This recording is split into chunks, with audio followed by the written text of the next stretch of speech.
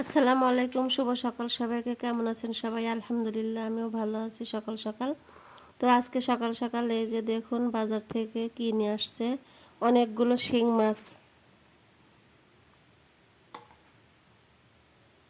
বড় বড় শিং, কই এগুলো নিয়ে আসছে। এই যে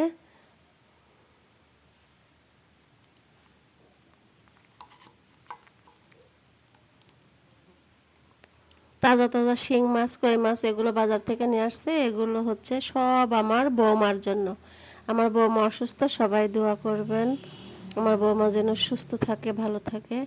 এই যে শিং মাছ নিয়ে আসছে, আর এই যে এতগুলা দুধ, খাঁটি গরুর দুধ নিয়ে আসছে। এগুলো সব যাবে ঢাকা আমার বৌমার কাছে, আমার বৌমার জন্য।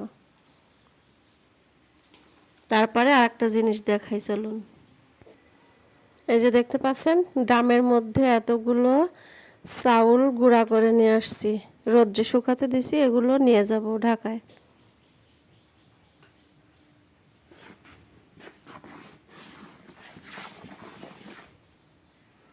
এখন শীতকাল, এই চালের গুঁড়ি দিয়ে সুন্দর সুন্দর পিঠা তৈরি করা হবে।